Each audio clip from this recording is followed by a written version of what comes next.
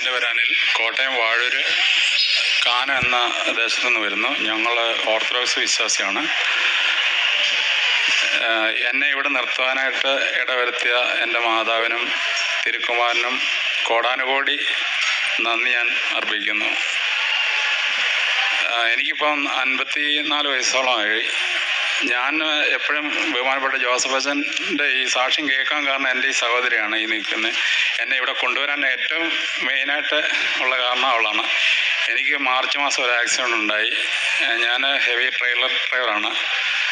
അപ്പോൾ എൻ്റെ കാലിലൊരു ജാക്കി വീണതിൻ്റെ ഫലമായിട്ട് അത് 1 മാസത്തോളം ഇരുന്ന്. ഏപ്രിലിലെ പെസഹാഴ്ചയ്ക്ക് തൊട്ട് ദിവസം ഞാൻ വണ്ടി കോട്ടയത്ത് കൊണ്ടിട്ടിട്ട് വീട്ടിൽ വന്ന സമയത്ത് എനിക്ക് ചെറുതായിട്ടൊരു പെയിൻ അനുഭവപ്പെടുകയും, അപ്പോൾ എൻ്റെ സഹോദരി പറഞ്ഞ പോലെ ഞാൻ തികഞ്ഞൊരു മദ്യപാനിയായിരുന്നു. അത് ഒരുപാട് മദ്യപാനവും കാര്യങ്ങളുമായിട്ട് എൻ്റെ ലൈഫ് തന്നെ എൻ്റെ കൺട്രോളിലല്ലാത്തൊരു സമയത്താണ് എനിക്ക് ആക്സിഡൻ്റ് ഉണ്ടാകുന്നത് തന്നെ. അപ്പോൾ പെസഹാഴ്ച വീട്ടിൽ വന്ന ശേഷം എൻ്റെ കാലിന് വേദന അനുഭവപ്പെടുകയും, ഇവരുമായിട്ടൊന്ന് ഞാൻ വർഷങ്ങളോളം ഒരു 4 സഹോദരിമാരാണ് എനിക്കുള്ളത്. ഇതെൻ്റെ നേരെ മൂത്തയാളാണ്. എൻ്റെ ഇളയ ഒരു സഹോദരിയുണ്ട്. ബാക്കി മൂത്ത 3 പേരാണ്. 1 ഇവളും അവളുടെ മൂത്ത 2 പേരുണ്ട്. അങ്ങനെ 4 പെങ്ങന്മാരാണ് എനിക്കുള്ളത്. ഇവരുമായിട്ടൊന്നും ഞാൻ അങ്ങനെ ഒരു ഇടപെടിയിലെ കാര്യങ്ങളൊന്നുമില്ല. വർഷങ്ങളായിട്ട് ഞാൻ എൻ്റേതായിട്ടുള്ളൊരു അങ്ങനെ പോവുകയാണ്. ഞാൻ വെളിയിലായിരുന്നു 18 വർഷം. കുവൈറ്റ്, ദുബായ് എല്ലാം കറങ്ങി. ഇവിടെ മാരാരിക്കുളത്ത് ഞാനൊരു റിസോർട്ടിൻ്റെ മാനേജറായിട്ട് വർക്ക് ചെയ്തിട്ടുണ്ട്. പക്ഷേ ആ സമയത്ത് അത് 2020 കൊറോണയ്ക്ക് ശേഷമാണ്. പക്ഷേ ഞാനിവിടെ ഇതിലെ പല പ്രാവശ്യം കടന്നു പോകുന്ന സമയത്ത് 3.5-4 കിലോമീറ്ററേ ഉള്ളൂ. പക്ഷെ അന്നേരം ഒന്നും ഞാൻ ഈ കൃപാസനം കാണുമ്പോൾ ഇവിടെ കയറണമെന്നോ വരണമെന്നോ ഒന്നും ഇല്ലായിരുന്നു. 4 കിലോമീറ്റർ 5 കിലോമീറ്റർ ഉള്ളൂ. അവിടെ വന്ന് താമസിക്കുന്ന ഗസ്റ്റുകൾ വരെ ഞാൻ ഇവിടെ കൃപാസനത്തിൽ വരുമെന്ന് പറയുമ്പോൾ ഞാൻ അവരോട് ചോദിക്കും ഇതെന്താണ് സംഭവം കാര്യങ്ങൾ. അവർ പറയും ഇവിടെ അമ്മ പ്രത്യക്ഷപ്പെട്ട സ്ഥലമാണ്, ഇവിടെ ഒരുപാട് അനുഗ്രഹങ്ങൾ നമ്മൾക്ക് കിട്ടും. പക്ഷെ അന്നേരം ഒന്നും നമ്മൾ ലൗകിക ജീവിതത്തിലാണ് ഞാൻ നടന്നുകൊണ്ടിരുന്നത്. അതിനുശേഷം ഈ മാർച്ച് മാസത്തെ ഈ ആക്സിഡൻ്റ് ഏപ്രിലാണ് എനിക്ക് കാല് സർജറി ചെയ്യണമെന്ന് പറഞ്ഞ് ഹോസ്പിറ്റലിൽ ചെന്നപ്പോൾ ഫുള്ളി ഇൻഫെക്റ്റഡായി. എനിക്ക് ക്രിയാറ്റിൻ കൂടി എൻ്റെ കിഡ്നിയെ ബാധിച്ചു. അതുപോലെ തന്നെ എനിക്കത് ഷുഗർ ഹൈ ആയി എന്ന് പറയുമ്പോഴത്തേന് ഏകദേശം കാല് ഇത് മുറിച്ച് മാറ്റേണ്ട ഒരു സ്റ്റേജിലേക്ക് എത്തി. എന്നിട്ട് ഞാൻ ഹോസ്പിറ്റലിൽ ചെന്ന് ഡോക്ടറിനോട് പറഞ്ഞ് അല്ല ഇത് കട്ട് ചെയ്ത് കളയണം, അപ്പം നിങ്ങൾക്കിത് ഇൻഫെക്റ്റഡായി ഓൾറെഡി മുകളിലോട്ട് കയറിയിട്ടുണ്ടെന്ന് പറഞ്ഞു. അപ്പോൾ ഞാൻ പറഞ്ഞു ഡോക്ടർ അത് നമുക്കതൊന്ന് നോക്കാം, എനിക്ക് എന്തായാലും ചെയ്യാൻ പറ്റുവാണെങ്കിൽ ഡോക്ടർ ചെയ്യാൻ പറഞ്ഞു. പുള്ളി പറഞ്ഞു ഞാൻ മാക്സിമം ചെയ്യാമെന്ന് പറഞ്ഞു. ആ സമയത്ത് എന്നെ 2.5 മണിക്കൂറോളം കാഞ്ഞിരപ്പള്ളി ഹോസ്പിറ്റലിൽ ഗവൺമെൻറ് ഹോസ്പിറ്റലിൽ സർജറി ചെയ്തു. അതിനുശേഷം മെഡിക്കൽ കോളേജിലേക്ക് എന്നെ റെഫർ ചെയ്തു. അപ്പോൾ എൻ്റെ അമ്മ മാത്രമേ ഉള്ളൂ കൂടെ. എൻ്റെ വൈഫ് 2010 പുള്ളിക്കാരി ഒരു ആക്സിഡൻറ്റ് മരണപ്പെട്ടു പോയതാണ്. എനിക്കൊരു മോളുണ്ട്, അവളിപ്പം +2 കഴിഞ്ഞു. അത് കഴിഞ്ഞിട്ട് ഡോക്ടർ എന്നെ റെഫർ ചെയ്ത കൂട്ടത്തിൽ അമ്മയ്ക്ക് ഏകദേശം 86 വയസ്സോളം ഉണ്ട്. പുള്ളിക്കാരി ഏജ്ഡാണ്. ഞാൻ ഈ സഹോദരിമാരുമായിട്ടൊന്നും അങ്ങനെ ഒരു കണക്ഷൻ ഇല്ല. ഞാൻ അവരുടെ മക്കളും അവരൊന്നും ആയിട്ട് ഒന്നാമതെ ഞാനൊരു ആൽക്കഹോളിക്കാണ്. ഞാൻ ആരെയും വകവെക്കത്തില്ല. എൻ്റെ പപ്പ ഒരു പോലീസ് ഓഫീസറായിരുന്നു. പക്ഷേ പുള്ളിയുടെ പേരിന് നേരെ ഓപ്പോസിറ്റായിട്ടാണ് ഞാൻ ജീവിച്ചുകൊണ്ടിരുന്നത്. അത് കാരണം ഇവർക്കൊന്നും എല്ലാവർക്കും തന്നെ ഭയങ്കര ഒരു ഭയത്തോടു കൂടി അവർ നോക്കുന്നത് തന്നെ. അപ്പം ഞാൻ എല്ലാവരോടും എനിക്ക് പെട്ടെന്ന് ഓവർ ടെമ്പേർഡാണ്, എനിക്ക് BP ഹൈ ആണ്. അപ്പോൾ നമ്മൾ ആ ഒരു ജീവിതത്തിലാണ് അച്ഛൻ പറയുന്നത്. അതൊക്കെ എനിക്ക് എൻ്റെ ജീവിതത്തിൽ ഒരുപാട് കാര്യങ്ങൾ ഞാൻ ഈ ഒരു 9 മാസം കൊണ്ടാണ് ഇതിലോട്ട് മാറിയത്. അതിന് മെയിൻ കാരണക്കാരിയായിട്ടെങ്കിലും എൻ്റെ സഹോദരിയാണ്. അപ്പോൾ ഞാൻ ഹോസ്പിറ്റലിൽ കിടന്ന സമയത്ത് അതിഭയങ്കരമായ വേദന, കാലിൻ്റെ അവസ്ഥ. അന്നത്തെ ഇത് ഓൾറെഡി ഇത് മൊത്തം കട്ട് ചെയ്ത് കളഞ്ഞായിരുന്നു. ആ ഉള്ളിലെ ദശയും മൊത്തം എടുത്ത് കളഞ്ഞായിരുന്നു. പക്ഷേ എനിക്ക് കാല് കുത്താനായിട്ട് സാധിക്കാതെ ഇതൊരു 4 മാസത്തിന് ശേഷമുള്ള അവസ്ഥയാണ് എൻ്റെ ഈ കാലിൻ്റെ അവസ്ഥ. അന്നേരം ആ സമയത്താണ് എൻ്റെ സഹോദരി അവിടെ വരുന്നത്. അവളെന്നോട് പറഞ്ഞു ഒരു കാര്യം ചെയ്ത് ഇത് ഒരിക്കലും ഒരു മുറിവ് അങ്ങോട്ട് ഇതാകുന്നില്ല. എനിക്ക് ഷുഗർ കയറിയിട്ട് എനിക്ക് ക്രിയാറ്റിൻ കുറയുന്നില്ല. അപ്പോൾ അതിഭയങ്കര വേദന. അവരൊരു പാരസെറ്റമോൾ അല്ല വേറെ പെയിൻ കില്ലേഴ്സ് ഒന്നും തരുന്നില്ല.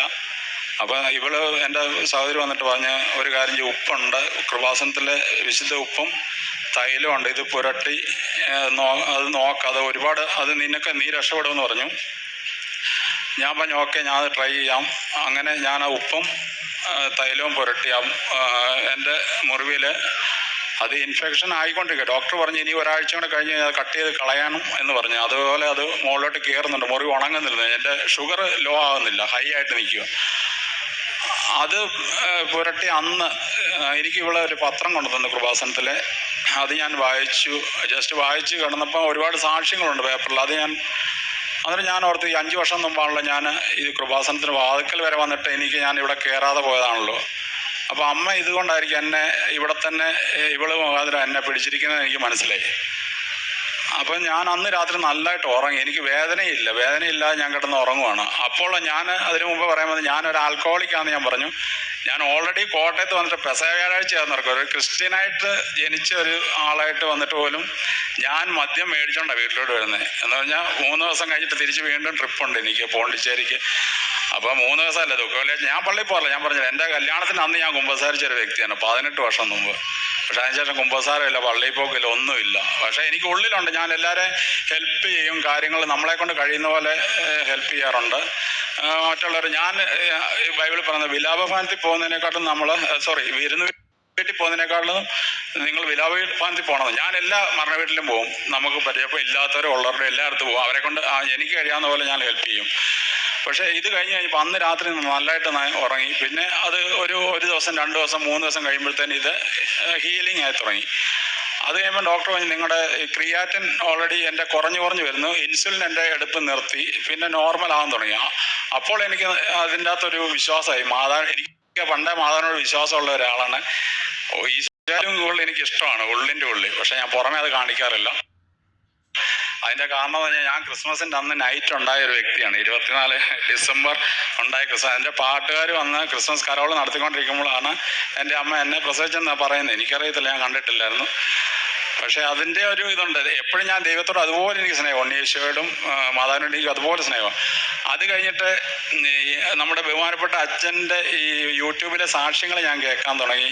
അപ്പോൾ ഞാൻ കൂടുതലായിട്ട്, അതിനു മുമ്പ് ഞാൻ ഇൻസ്റ്റഗ്രാമ്, പിന്നെ ഇങ്ങനെയുള്ള ഫേസ്ബുക്ക്, വാട്സപ്പ് എല്ലാം നമ്മളത് സോഷ്യൽ മീഡിയ ഞാൻ കൂടുതൽ യൂസ് ചെയ്യും. പക്ഷേ അതിനുശേഷം ഞാൻ ക്രമേണ അത് കുറയ്ക്കാൻ തുടങ്ങി, കംപ്ലീറ്റ് കുറച്ച്. എന്ന് പറഞ്ഞാൽ എല്ലാത്തിനും വിട്ടിട്ട് കൃപാസനം. ഇപ്പം എൻ്റെ ഇതിൽ എടുത്തു നോക്കിക്കഴിഞ്ഞാൽ എനിക്ക് എല്ലാ സാക്ഷ്യങ്ങളും ഞാൻ ഓൾമോസ്റ്റ് എല്ലാം കണ്ടിട്ടുണ്ട്.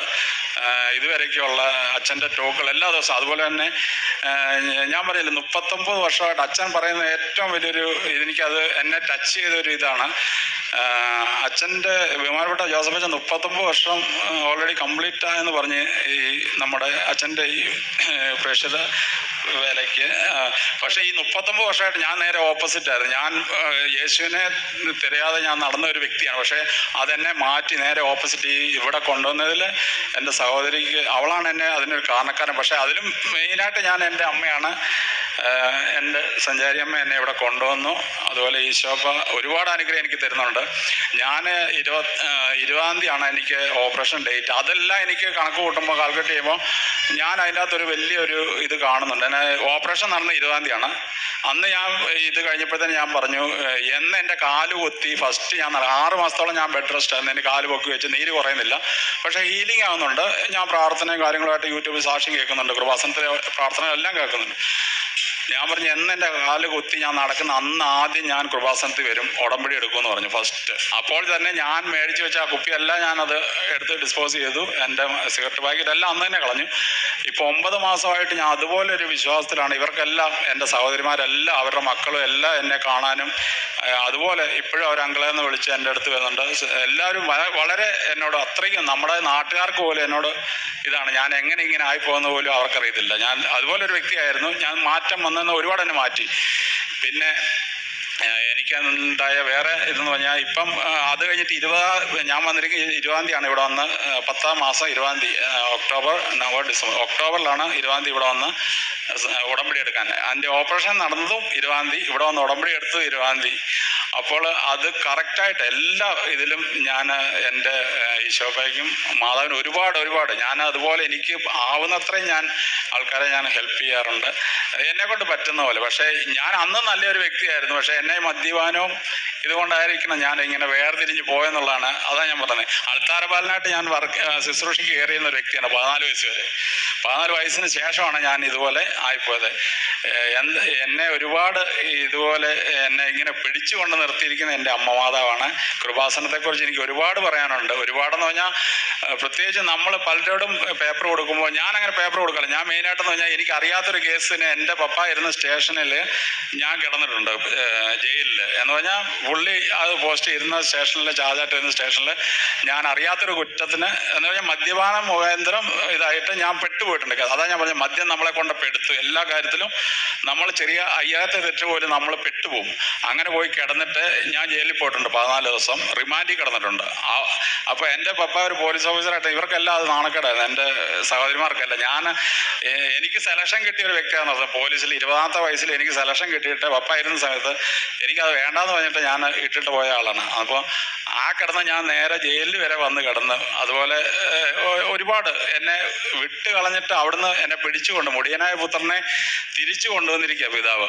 എന്നെ ഇവിടെ നിർത്തിയതിന് ഒരുപാട് ഞാൻ നന്ദി പറയുന്നു, 1000 നന്ദി പറയുന്നു. എനിക്ക് ഈ പ്രത്യക്ഷീകരണ സാക്ഷിയായിട്ട് തന്നെ എൻ്റെ ജീവിതം മുഴുവൻ നിലനിർത്തണമെന്ന് ഒരൊറ്റ ഇതേ ഉള്ളൂ. ഞാൻ 6 നിയോഗം ഇവിടെ ഞാൻ വെച്ചിട്ടുണ്ട്. പക്ഷേ എനിക്കുള്ളതെന്ന് പറഞ്ഞു കഴിഞ്ഞാൽ ഞാൻ 20ാം തീയതി ഉടമ്പടി എടുത്ത് എനിക്ക് 28ാം തീയതി നൈറ്റ്, അന്ന് ഒക്ടോബർ 28ാം തീയതി നൈറ്റ് ഞാൻ കിടക്കുമ്പോൾ എനിക്കൊരു വിളി കേൾക്കാം. രാത്രി 2 മണിയായപ്പോൾ മുറ്റത്തുകൂടെ മാതാവ് നടക്കുകയാണ്. മാതാവ് കറക്റ്റായിട്ട് ഞാൻ കാണുന്നുണ്ട്. മാതാവ് നീല അങ്കി ധരിച്ചിട്ട് മുറ്റത്തോടെ ഞങ്ങളുടെ മുറ്റം വഴി ഇങ്ങനെ നടക്കുന്നുണ്ട് രാത്രി 2 മണിക്ക്. അപ്പോൾ ഞാൻ ഉറക്കത്തില്ല, പക്ഷെ ഞാൻ മാതാവിൽ നിന്ന് വിളിക്കുന്നുണ്ട്. അപ്പോൾ എന്നെ എടാ അനില്ല എന്നാണ് വിളിച്ചത്. അതാ ഞാൻ ഓർക്കുന്നത്, മാതാവ് അങ്ങനെയൊക്കെ വിളിക്കുമെന്ന് ഞാൻ ആദ്യമായിട്ട് കേൾക്കുന്നത്. എടാ അനില്ല എന്ന് വിളിച്ചു. അപ്പോൾ ഞാൻ ഇതുപോലെ തെറ്റി നടന്നുകൊണ്ടായിരിക്കും എന്നെ പിടിച്ച് നിർത്തിയിരിക്കുന്നത്. അതുപോലെ തന്നെ 1 മാസം കഴിയുമ്പോൾ ഞാൻ ഇവിടെ വന്നപ്പം ഇവിടെ ഓഫീസിൽ ചോദിച്ചു എനിക്ക് അച്ഛനെ ഒന്ന് കണ്ട് ബ്ലെസ്സിങ് എടുക്കാൻ പറ്റുമോ? അപ്പോൾ പറഞ്ഞില്ല, 3 മാസം കഴിയണമെന്ന് പറഞ്ഞു. നിങ്ങളത് ഉടമ്പടി പൂർത്തിയാക്കണം. പക്ഷെ ഞാൻ കറക്റ്റായിട്ട് അതെല്ലാം കണ്ടിന്യൂ ചെയ്യുന്നുണ്ട്. അതിനുശേഷം ഞാൻ കഴിഞ്ഞ മാസമാണ് ഇവിടെ വന്നിട്ട് പോയത്. അതുപോലെ 7ാം തീയതി ഇവിടെ അമ്മ പ്രത്യക്ഷപ്പെട്ട ഇവിടെ ഞാൻ വന്നിട്ട് രാവിലെ 8 മണിക്ക് വന്ന ഞാൻ 1:30 ആയപ്പോഴാണ് ഇവിടെ കയറി അമ്മയുടെ ബ്ലെസ്സിങ് എനിക്ക് കിട്ടിയത്. എന്നിട്ട് പോലും എനിക്ക് ചൂട് സഹിക്കാനായിട്ടുള്ള എനിക്ക് എങ്ങനെയാണെന്നറിയാം. അല്ലെങ്കിൽ ഞാൻ ഒരു 10 മിനിറ്റ് പോലും ഞാൻ വെയിലത്ത് നിൽക്കുന്ന ഒരു വ്യക്തിയല്ല. പക്ഷേ എനിക്ക് അതെല്ലാം തന്ന് എന്നെ ഇവിടെ വരെ എത്തിച്ച് ഈ നിമിഷം വരെ എന്നെ ഇങ്ങനെ നിർത്തിയിട്ടുണ്ട് എൻ്റെ അമ്മ. എന്ത് പറഞ്ഞാലും എനിക്ക് തീർച്ചയായിട്ടും എനിക്ക് എൻ്റെ ഉള്ളിൽ നിന്നുള്ള കാര്യങ്ങളാണ്. അതുപോലെ എൻ്റെ കാലിപ്പോൾ നിങ്ങൾക്ക് കാണാൻ പറ്റും, ഇതുപോലെ തന്നെ ഹീലിംഗ് ആയിട്ടുണ്ട്. മൊത്തമായിട്ട് ഫുള്ള് ഹീലിംഗ് ആയി, കംപ്ലീറ്റ് ഇതായി എനിക്ക് നടക്കാൻ പറ്റുന്നുണ്ട്. അതെൻ്റെ അമ്മ മാതാവ് തന്ന ഒരുപാട് ഒരുപാട് ഒരുപാട് അനുഗ്രഹമാണ്. ഇനിയും ഞാൻ അതുപോലെ തന്നെ എൻ്റെ അമ്മ മാതാവിനും തിരുക്കുമാരനും ഒരുപാട് എന്നെ കൊണ്ട് ആവുന്ന പോലെ ഞാൻ പ്രേക്ഷിത പ്രവർത്തനം ചെയ്യുന്നുണ്ട്. മറ്റുള്ളവരോട് ഞാൻ പറഞ്ഞു കൊടുക്കാറുണ്ട്, എൻ്റെ കാല് കാണിക്കാറുണ്ട്. ഒരുപാട് പേരെ ഞാൻ എൻ്റെ വഴിയായിട്ട് തന്നെ ഇവിടുത്തെ കൃപാസനത്തിൻ്റെ അമ്മയുടെ പ്രത്യക്ഷീകരണ സാക്ഷികളാക്കുവാൻ വേണ്ടി ഞാൻ ഒരുപാട് കാര്യങ്ങൾ മുന്നോട്ട് പോയിട്ടുണ്ട്. അവരെല്ലാം എൻ്റെ കൂടെ വരുന്നുണ്ട്, എൻ്റെ ഇത് കണ്ടിട്ട്, സാക്ഷ്യം കണ്ടിട്ട് തന്നെ. പിന്നെ ഞാൻ ഹോസ്പിറ്റലിൽ പോകാറുണ്ട്. എൻ്റെ അമ്മ ഏജിലാണെന്ന് ഞാൻ പറഞ്ഞു. എൻ്റെ മോൾ എൻ്റെ കൂടെയുള്ള അവൾ വൈഫിൻ്റെ വീട്ടിലാണ്, അവരാണ്. പിന്നെ അമ്മയ്ക്ക് വയ്യ. പക്ഷേ അമ്മയ്ക്ക് ഇതുപോലെയാണ്. ഞങ്ങൾ ഓർത്തഡോക്സുകാരായതുകൊണ്ട് ഞങ്ങൾക്ക് ജപമാല ഒന്നുമില്ല. പക്ഷെ ഞാൻ ജപമാല ചൊല്ലാറുണ്ട്. എൻ്റെ പ്രാർത്ഥന കണ്ടിട്ട് അമ്മ ഇപ്പം വെളുപ്പാങ്കാലത്ത് തന്നെ എഴുന്നേൽക്കുക എന്ന് പറഞ്ഞാൽ പുള്ളിക്കാരി ഓർക്കുക ഇവനിനി അങ്ങനെ ഇതിൽ നിന്ന് എങ്ങനെ ഇങ്ങനെ ആയിപ്പോകുന്ന പോലും അമ്മയ്ക്ക് ഭയങ്കര അത്ഭുതം. അമ്മയ്ക്ക് നടുവിന് വേദന വന്നിട്ട് അമ്മയുടെ ബാക്ക് ബോൺ ഇതായിട്ട് ഒരു വളഞ്ഞു പോയായിരുന്നു. ആ അവസരത്തിൽ ഞാൻ അമ്മയോട് പറഞ്ഞു, അമ്മേ പക്ഷേ ഞാൻ പ്രാർത്ഥിച്ചു കഴിഞ്ഞാൽ അത് എനിക്കറിയത്തില്ല, ഞാൻ ഉപ്പിട്ട് അല്ലെങ്കിൽ എന്തെങ്കിലും തൈലം പുരട്ടി പ്രാർത്ഥിച്ച് അവർക്ക് അത് ഭയങ്കരമായിട്ടൊരു വിടുതൽ കിട്ടും. പക്ഷെ അമ്മയ്ക്ക് ഞാൻ കൊടുത്തു കഴിഞ്ഞാൽ പിന്നെ MR എല്ലാ സ്കാനിങ്ങും കഴിഞ്ഞാണ്. പക്ഷെ അമ്മയ്ക്ക് ഇപ്പം നല്ല രീതിയിൽ അമ്മ നടക്കാൻ പറ്റുന്നുണ്ട്. കഴിഞ്ഞ പ്രാവശ്യം ഞാൻ അമ്മ ഇവിടെ കൊണ്ടുവന്നായിരുന്നു. അമ്മയ്ക്ക് സാക്ഷി എടുത്തിട്ടില്ല, ഇത് ഉടമ്പടി എടുത്തിട്ടില്ല. ഞാൻ പറഞ്ഞു എടുക്കണ്ട, ഏജിലായതുകൊണ്ട് പറ്റത്തില്ല. പക്ഷേ അമ്മയ്ക്ക് അതുപോലെ വിശ്വാസമാണ്. അതുപോലെ എല്ലാ കാര്യങ്ങൾക്കും എനിക്ക് ഒരു 10 വർഷം മുമ്പ്, ഇപ്പം എനിക്ക് 54 വയസ്സായെന്ന് ഞാൻ പറഞ്ഞു, ഒരു 44 വയസ്സായപ്പോൾ ഞാൻ മാൾട്ടയ്ക്ക് വേണ്ടി ട്രൈ ചെയ്തായിരുന്നു. അന്നേരം ഞാൻ ഇതായിരുന്നു, നമ്മുടെ കേറ്ററിംഗ് ഫീൽഡിലായിരുന്നു, ഹോട്ടൽ മാനേജ്മെൻ്റ് ആയിരുന്നു. അപ്പോൾ എനിക്ക് പോകാൻ വേണ്ടി ചാൻസ് അപ്പോൾ അന്ന് എൻ്റെ റിജക്റ്റാണ്. എനിക്ക് ഏജ് ഇതായെന്ന് പറഞ്ഞാൽ 45. അവരങ്ങനെ പറഞ്ഞിട്ട് അത് കട്ട് ചെയ്ത് 10 വർഷം മുമ്പാന്ന് നടത്തണം. പക്ഷെ അത് കഴിഞ്ഞ് ഞാൻ ഈ ഉടമ്പടി എടുത്ത് കഴിയുമ്പോൾ ഞാൻ ഇവരോട് പറഞ്ഞില്ല. ഞാൻ പറഞ്ഞു എൻ്റെ 20ാം തീയതി ആണ് എൻ്റെ ഉടമ്പടി, ഇത് 90 ദിവസം പൂർത്തിയാണ്. പക്ഷേ ഞാൻ ഇവരോട് പറഞ്ഞില്ല. എനിക്ക് അതിൻ്റെ ഇടയ്ക്ക് ഞാനൊരു ഇതിലേക്ക് ട്രൈ ചെയ്തായിരുന്നു. പക്ഷെ അത് ഓൾമോസ്റ്റ് എനിക്ക് കിട്ടുമെന്നുള്ള 150% അത് എനിക്ക് കൺഫേമാണ്. എന്നിട്ട് പോലും ഞാൻ സാക്ഷ്യം പറയാമെന്ന് ഞാൻ പറഞ്ഞിട്ടുണ്ടായിരുന്നു. അപ്പോൾ 54 വയസ്സുള്ള എന്നെ 10 വർഷം മുമ്പ് റിജക്റ്റ് ചെയ്ത ഒരു വിസ എനിക്കത് കിട്ടുമെന്ന് പറഞ്ഞാൽ അത് അമ്മയുടെ ഒരേ ഒരു ഇത് തന്നെയാണ്. അതിൽ ഞാൻ 150% ഞാൻ വിശ്വസിക്കുന്നു. പിന്നെ ഇത് എൻ്റെ സാക്ഷ്യം നിങ്ങൾക്കറിയാൻ പറ്റും. ഞാൻ അങ്ങനെ ഇപ്പോൾ ഏകദേശം എന്നെക്കുറിച്ചൊരു ഐഡിയ മതി. ഞാൻ പറയാണ്, ആരും ഇതിൽ നിന്ന് ഉടമ്പടി എടുക്കാതെ അല്ലെങ്കിൽ നമ്മുടെ ഈ ലൗകികമായിട്ടുള്ള ഇതിൽ പോയിട്ട് കാര്യമില്ല. പക്ഷേ മദ്യപാനവും ഇതൊക്കെ എല്ലാവർക്കും വിട്ടൊഴിയാൻ പറ്റും. ചില നമ്മളെ യൂത്ത് ഒക്കെ ആൾക്കാർ കാണും, അവർക്കൊന്നും പറയുമോ ഞാൻ ഇത് എടുക്കുന്നില്ല. പക്ഷെ അത് എടുത്തു കഴിയുമ്പോഴാണ് നമ്മൾ കൂടുതൽ അറിയുന്നത്. അതുപോലെ തന്നെ ഞാൻ പറഞ്ഞില്ല, 18 വർഷമായിട്ട് ഞാൻ കുമ്പസാരിക്കത്തില്ല. ഞാനിപ്പോൾ 2 ആഴ്ച കൂടുമ്പോൾ പോയിട്ട് കുമ്പസാരം എടുത്ത് വിശുദ്ധ കുർബാന കൈക്കൊണ്ട് അങ്ങനെ ഒരു ആത്മീയ ജീവിതം. പിന്നെ ബൈബിള് ഞാൻ അരമണിക്കൂർ എന്നുള്ളത് ഞാൻ വായിക്കാനിരുന്ന് കഴിഞ്ഞാൽ 1 മണിക്കൂർ 1.5 മണിക്കൂർ ഞാൻ കണ്ടിന്യൂ. ഉൽപ്പത്തിയൊക്കെ എന്ന് പറഞ്ഞാൽ ഞാൻ വളരെ മുമ്പ് ഞാൻ വായിക്കുമ്പോൾ ഇത് എന്താ നമ്മൾ ക്രിസ്ത്യൻ ആയതെന്ന് പറഞ്ഞിട്ട് പോലും എനിക്കത് പറയാൻ പറ്റത്തില്ല. നമുക്കത് ജസ്റ്റ് ഒരു ചാപ്റ്റർ വായിച്ച് ഞാനത് ക്ലോസ്. പക്ഷേ ഇപ്പോൾ അത് കണ്ടിന്യൂ വായിച്ച് ഞാൻ ആ ദിവസം കംപ്ലീറ്റ് വായിക്കുന്നുണ്ട്. അതുപോലെ വെളുപ്പിനെ 3 മണിക്കൊക്കെ, ഞാൻ സാധാരണ 3 മണിക്കായിരുന്നു ഉറങ്ങാറുണ്ടായിരുന്നു നേരത്തെ. ഇപ്പം ഞാൻ 3 മണിയാകുമ്പോഴത്തേന് എഴുന്നേറ്റ് പ്രാർത്ഥിക്കാൻ തുടങ്ങും.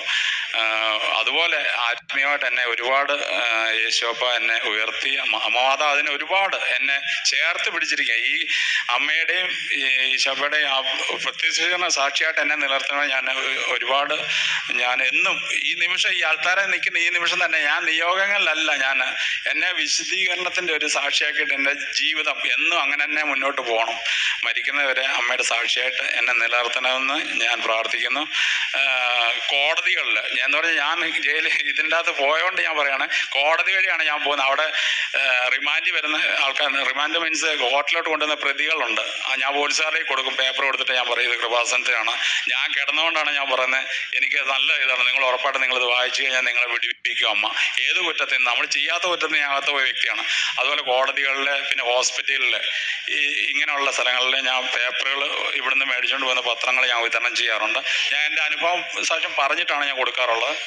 എന്നെ ഇതുപോലെ ഇതാക്കി തീർത്ത എൻ്റെ അമ്മാവനും തിരുക്കുമാരനും 1000 കോടി നന്ദി ഞാൻ അർപ്പിക്കുന്നു. എൻ്റെ ദൈവമായ കർത്താവേ, ഞാൻ അങ്ങയോട് നിലവിളിച്ചപേക്ഷിച്ചു, അവിടുന്ന് എന്നെ സുഖപ്പെടുത്തുകയും ചെയ്തു. സങ്കീർത്തനം 30 2-ാം വചനം. നമ്മുടെ ദൈവം നമ്മുടെ കൂടെയുണ്ട്. അവിടുന്നാണ് നമ്മുടെ പൂർണ്ണ ആശ്രയം. നിലവിളിച്ച് പ്രാർത്ഥിക്കുന്നത് വെറും ഒരു പ്രാർത്ഥനയല്ല, ആഴത്തിലുള്ള വേദനയിലും നിസ്സഹായതയിൽ നിന്നുള്ള ഹൃദയ നിലവിളിയാണ് ദൈവത്തോടുള്ള ആ വിളി. ദൈവം ആ പ്രാർത്ഥനയോട് പ്രവർത്തിച്ചു എന്നുള്ളൊരു വലിയ സാക്ഷ്യമാണ് നാം ഇപ്പോൾ കേട്ടത്. വേദനയിലായിരുന്നപ്പോൾ ദൈവത്തോട് നിലവിളിക്കുന്നവരെ ദൈവം ഒരിക്കലും അവഗണിക്കുകയില്ല. ആത്മാർത്ഥമായ പ്രാർത്ഥനയ്ക്ക് ദൈവത്തിൻ്റെ സുഖപ്പെടുത്തൽ ഒരു മറുപടിയാണ്. അനിൽ എന്ന സഹോദരൻ നമ്മളോട് സാക്ഷ്യപ്പെടുത്തിയത് ആത്മാർത്ഥമായ നിലവിളിയുടെ ഉത്തരം കൊടുത്ത ഒരു ദൈവത്തിൻ്റെ, ഒരു അമ്മയുടെ ഒരു സാക്ഷ്യമാണ്. നമ്മുടെ വേദനകൾ ഒരു കുഞ്ഞിനെ പോലെ ദൈവത്തോട് നിലവിളിച്ച് പ്രാർത്ഥിക്കുമ്പോൾ ദൈവം എങ്ങനെയാണ് കേൾക്കാതിരിക്കുക? ഈ മകൻ അനിലിൻ്റെ സഹോദരിയാണ് ഉടമ്പടി എടുത്തത്.